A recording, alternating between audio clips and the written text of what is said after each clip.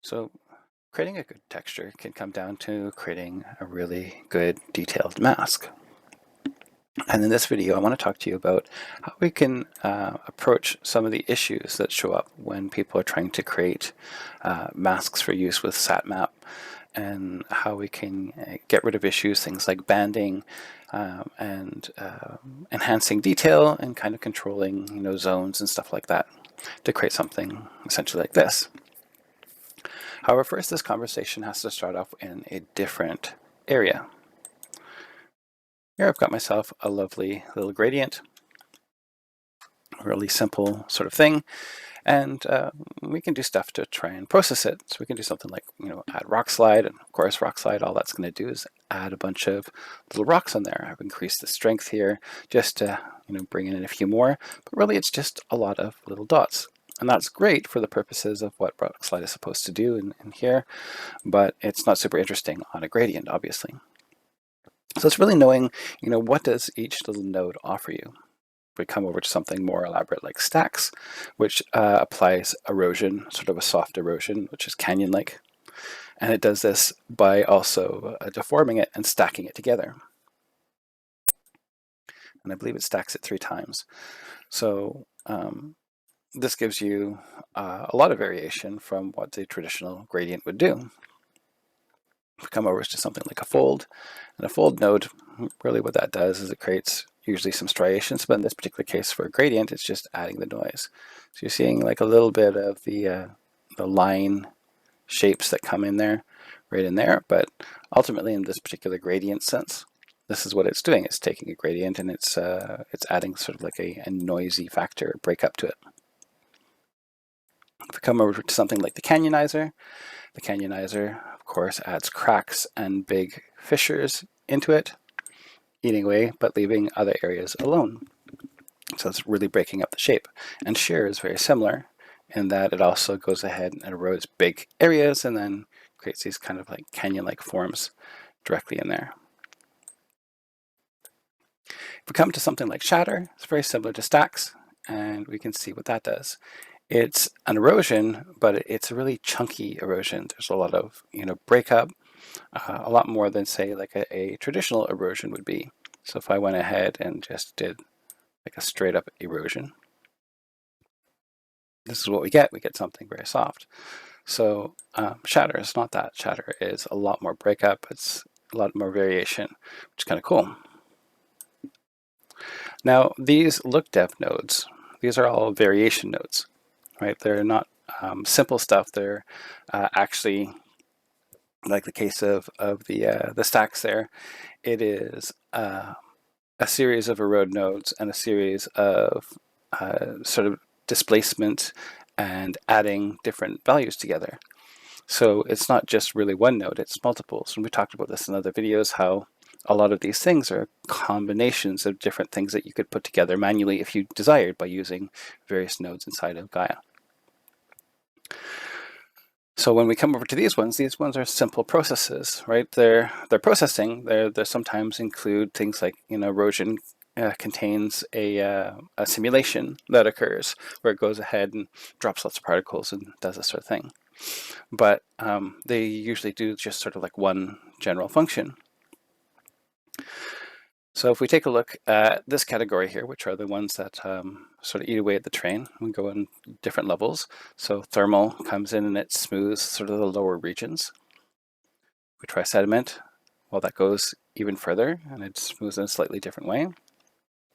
I go to deposit and that goes even further. So these are just like default settings. These are not even pushed. This is just their defaults. And if we look at different methods of smoothing, we have something like this, where we're coming from, let's get a little bit closer so you can see a little bit better. The Convector, which does sort of like a crosshatch type of blur, where it's kind of blurring in one direction, another direction, and it gives us, a smoothing of some of these things, but, these flow lines become a little bit stronger, as it were, right? Because they're just more prominent. So it's just like two-directional minor blurs.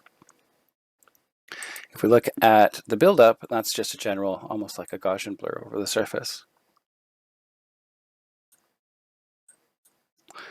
And contrary to those, if we come off of this general blur onto a surface node, the surface node is adding a little bit of contrast. Now, if we look at something like aperture, right, it does this kind of bulging effect. But in this particular case, by using a buildup and a surface, we're getting, something less based off of a series of circles, right? The aperture can sometimes show up that. So we get some interesting, bubbly surfaces. This could be good for like rolling hills or something like that. And then aside from that, if we go with this one, well, this emphasizes grooves. So it finds grooves and it pushes them deeper. But we're looking at this from the standpoint of using all of this exclusively for a terrain. And we don't often go and think about how can we make use of these and what would they do in a 2D sense. Now we can look at these things in a 2D sense. We can turn on our 2D window. We can go ahead and turn off the material, and then we just get our grayscale representation of this. Now this would be information about how these treat a gradient. What kind of things do they do to a gradient? How noticeable is that? Some things will be more obvious and some will be less obvious. So this is, how it's treating a gradient and breaking up a gradient. Let's try breaking up a different sort of shape. Over here I've got a circle and I've got a square. And if we just go with just straight up erosion, right, the circle becomes this and the square becomes this. We've got this breakup. There's that sort of spider-like pattern in there, which, because it's terrain, it's probably a good thing. We could go ahead and try these with other stuff. We could go ahead and try with something like our Carver node. And the Carver node, well, look at that. It's really kind of breaking up the shape. It's eating away at the edges, it's taking up big chunks, and it's basically doing sort of like a deformation of that surface. So as a change in a mask, we're getting something interesting here. If we were to try something like fold, well, there we go. We've got these, straight lines through there, and the representation of that, it's not going to look correct over here, but if we were to turn the material back on, we should get it. And you can see those straight lines there. But again, we're interested in looking at it as a mask, as this kind of detail here. Something like hydro on a circle is obviously not going to do much, right? We'll plug that in. There we go. There's a circle. Oh no, it's still a circle. But for sharp corners, plug that in. Now we've got round corners. There are other things, simple things like breaker. When dealing with solid shapes, it's a little bit different. You can see it just eats away at the edge. And if we do something like shatter,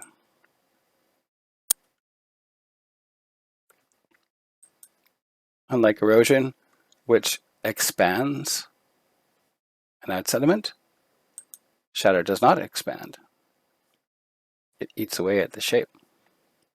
So shatter can basically remove stuff without adding anything new that might be a detractant. It also warps the shape a little bit, giving it a little bit more variation, but it's not so much that it's really extreme, unlike something like Carver, where the distortion is quite extreme. So acknowledging what these things do to these 2D shapes, the things that we would use as masks in order to, develop our texture basis, gives us a lot of advantages. Because now we can look at these as tools to utilize with our masking features before we take them to do textures with them. So over here I have an example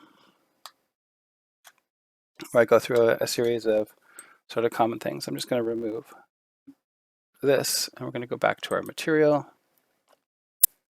There we go. Maybe I'll just get rid of the 2D view here for a moment.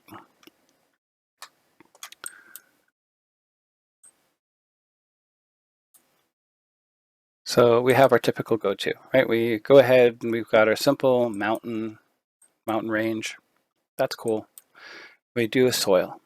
This is the default for a lot of us. We'll go here, we'll do a nice little soil. The end result is this relatively detailed breakup of a surface, and it's essentially a singular material. I mean, it's got little bits of sand in the areas and whatnot, but it's kind of one thing. And then we'll go off and we'll create our other masks using things like slope or whatever, and we'll try and get a different zone, and we'll add our sand or our grass or whatever to do other regions. We may even do that directly with a singular tool, but there's it's lacking some detail. So something that I have done a number of times is I've gone in here and say, well, I want a little bit more detail in these regions. I'll do a secondary soil. It's also graded, and I'll combine it back a little bit with the original, so a small amount of it with the original, and now we get more detail than we had before. So some of the areas in between get more information, right? So where we might have a little bit of banding kind of going on, we add this in, and that does more breakup. So I'm getting essentially the same thing, but a lot more smaller detail. So that's one of the things I like to do. Something else that we can look at is doing a snowfall. In this particular case, I, of course, turned off real scale, which I've done in multiple other videos. And then I could use this to choose different regions. So I can choose the overall scale of the detail, and then the verticality will, cause it to break up more. If I take that snow mask and utilize that directly, well, I've got two zones now with that single thing. I've got a rocky area and I've got a sandy area. But the rocky area, of course, is pretty much one color, and the sandy area is pretty much one color, because what is the mask we're getting? It's essentially black and white. So if we're dealing with, this general black and white, remember we went up above and we started playing with solid shapes. How can I break up this shape and do something more with it? Well, I can make use of a shadow node. Shadow node's going to break that up, and it's going to give us more variation, which is great because now I get more variation in the rock area, more in the sand area, but there's those pesky gradients again. So how can I break that stuff up? Well, I could go ahead and combine it directly with this lovely little soil node. And you see the end result here. And if I take this and plug it directly in, what do I get? Well, I get a zone of the sandy region and a zone of the rocky region, and both have quite a bit of detail. So that's awesome. And there's other ways that we could break it up. We could go ahead with something like a flow node. Let me just pull this off to the side a little bit here, revealing spoilers. So the flow node is going to give us, this, region of sand kind of going in here, and that's great. But again, if we were to shatter it, which will break it up further,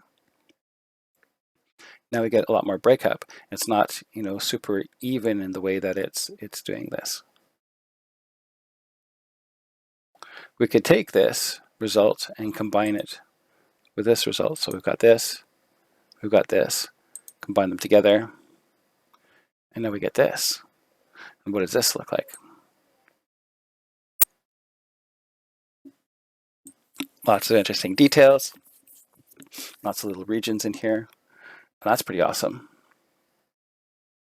And if we were to combine that with something like snowfall, we'd have a lower region and an upper region. But dealing with a little bit of an issue here. So let's take a look at this snowfall again. We've got all those issues. And when we mixed it with soil, right, the double detail soil, that solved it. But there's another way that we can solve it. We can take that shatter and do a soil on it, which is going to give a bunch of details in that region because, again, the shatter contains erosion patterns. And the soil is really good at picking out all those minute details. And then we can combine it back with itself, doing a multiply. So the soil here that we have, combine it back with itself, doing a multiply, 100%. And that will get rid of that area that we're not really interested in, right? We want to do something with this region where all the banding is occurring, because banding is not happening over here, it's happening down in here. So I take this area and I shatter it.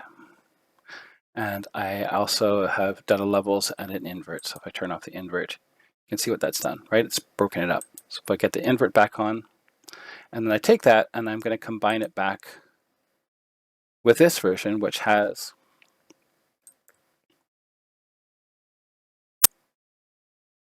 still some banding issues. We can combine it here. And those banding issues are gone. A lot more breakup.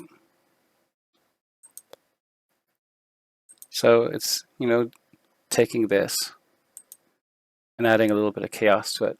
Again, it's just a multiply, and we just choose how much of it we want to show up. You only need enough to break up the pattern, so you don't need to have it like high contrast. You just have to have enough that will break it up, and it will seem very similar, right? It's similar information, but a little bit broken up. So now we've got all this lovely detail going all throughout here, lots of variation, and we want to bring back that zone idea, the zone idea that comes from our lovely little shattered snowfall. And so what we can do with this is we can combine it together, the two, and we get this nice upper region, lower region, right? It's all about the values. And we plug that in. Get a nice, lovely upper area and a lower area. There's very little in the way of banding through the entire piece. And there's lots of detail. And that's with a single satmap. Now, one of the advantages, of course, in the previous version was that we had, much more sand in the lower region and much more rock in this region. This is easily accomplished by taking the same information and then just playing with the bias. So you shift the bias around, and lo and behold, with the same satmap, we've got our bigger rocky region, we've got our desert region down below, and there we go. So of course you can always advance this idea in different ways, do more things to it. You could take, this shattered version and shatter it again and then combine it with itself. If we went in and say took a shatter node and shattered the shatter.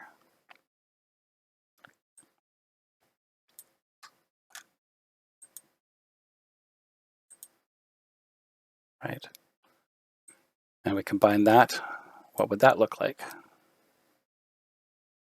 Get little borders in here. And that's just an experimentation. We could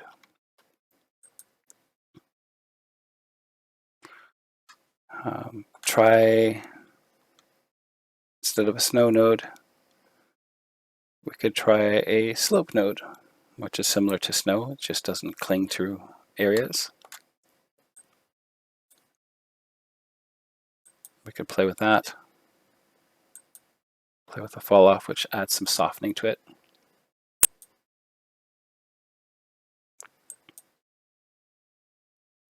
And we could try shattering that.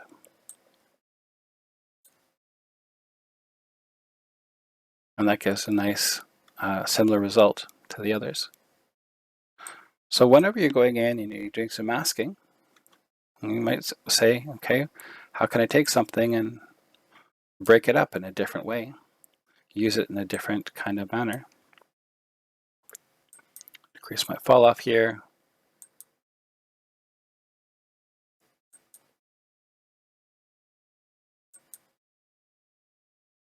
Say that. Add a little shadow to that. And now it breaks up unevenly.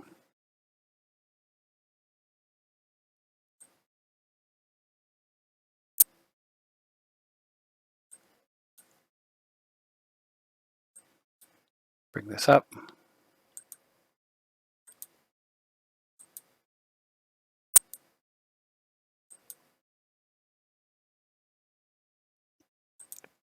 We take our original height.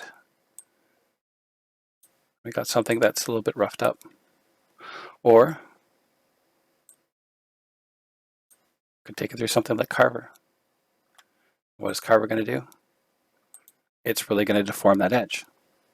So it's a faster displacement than, say, like a regular displacement. And of course, we could, combine these things in different ways. The possibility of experimentation is pretty much endless. We could go ahead and throw a soil on these.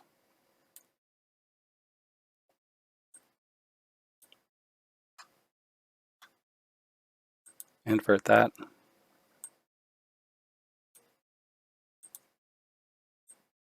Add it back with itself and multiply.